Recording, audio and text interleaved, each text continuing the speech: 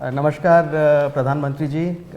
एशियानेट सुवर्ण news, Asianet news, Kannada Prabha और asianetnews.com से बात करने के लिए 2014 और 2019 में बहुत डिसाइसिव विक्ट्री मिली आपको। फिर से आप वही बात कर रहे हैं कि डिसाइसिव विक्ट्री इस बार बहुत ज़रूरी है और आप उसमें इंडिया की ग्रोथ स्टोरी की बात करते हैं। ग्रोथ स्टोरी और डिसाइसिव विक्ट्री का क्या मेल है? देखिए, पहली बात है कि लोकतंत्र में मैं तो चाहूँगा हर एक राजनीतिक दल में ये एस्पिरेशन होना चाहिए कि भाई हम चुनाव लड़े, लोगों का विश्वास जीते और सत्ता में आकर के हमारे जो उसूल हैं, हमारे जो रूल्स हैं, जो भी अपने सपने हैं उसको लागू करने का प्रयास करें। तो किसी भी राजनीतिक दल में अगर ये महत्वाकांक्षा ही नहीं है तो फिर लोकतंत्र के लिए ठीक नहीं है। तो लोकतंत्र की आवश्यकता है कि सभी राजनीतिक दल जो भी है इनके मन में भाव रहना चाहिए कि वे कभी न कभी सत्ता में आकर के अपने विचारों के आधार पर देश की सेवा करेंगे। ये लोकतंत्र की आवश्यकता होती है। जहाँ तक बीजेपी का सवाल है, देखिए 2014 में जब हम आए थे तब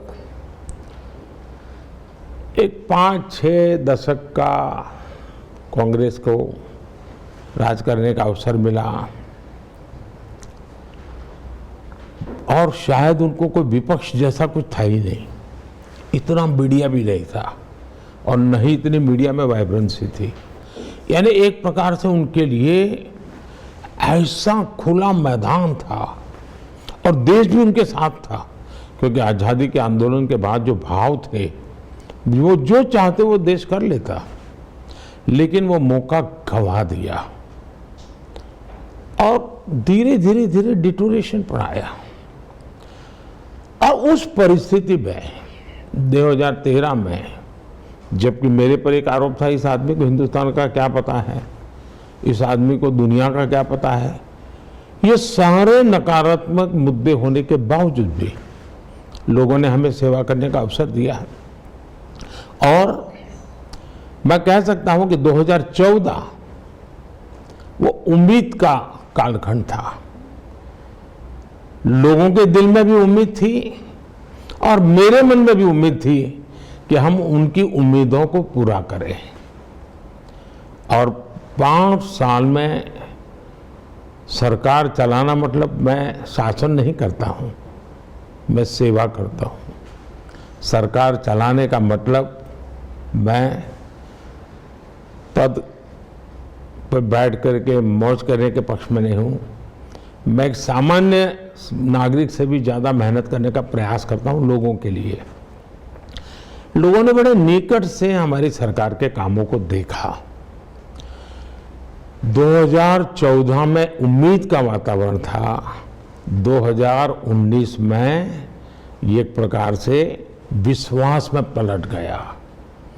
जन सामान्य का इतना विश्वास, उसने मेरे भीतर एक नया आत्मविश्वास भर दिया।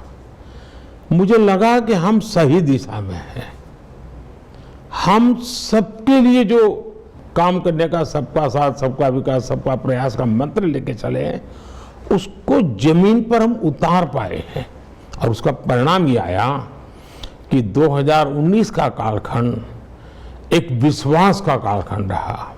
और आज जब मैं 2024 में देशवासियों के पास गया हूं तो मेरा 13-14 साल का एक राज्य के मुख्यमंत्री नाते अनुभव, 10 साल का प्रधानमंत्री के नाते अनुभव और इसमें किए हुए कामों के आधार पर मैं कह सकता हूं कि मैं इस बार गारंटी लेके गया हूं। यानी कभी उम्मीद, फिर विश्वास और अब गारंटी। और जब गारंटी होती है ना तो बहुत बड़ी जिम्मेवारी होती है। और मुझे लगता है कि आज दुनिया में जो भारत का के प्रति भरोसा बना है, आखिर विश्व ने, हिंदुस्तान ने 30 साल तक अस्थिर सरकारों को देखा है। अस्थिर सरकारों ने देश का बहुत नुकसान किया है। विश्व में भी भारत का पूरी तरह देखने का नजरिया बहुत ही एक प्रकार से कोई वैल्यू ही नहीं था। लेकिन स्थिर सरकार क्या कर सकती है वो देश के मतदाताओं ने देखा है, और इसलिए मुझे लगता है कि 2024 ये चुनाव मोदी नहीं लड़ रहा है, बीजेपी नहीं लड़ रही है, देश की जनता का इनिशिएटिव है। देश की जनता 10 साल के अनुभव के आधार पर निर्णय कर चुकी है, और इसलिए ये चुनाव का उस अर्थ में अत्यंत महत्व है।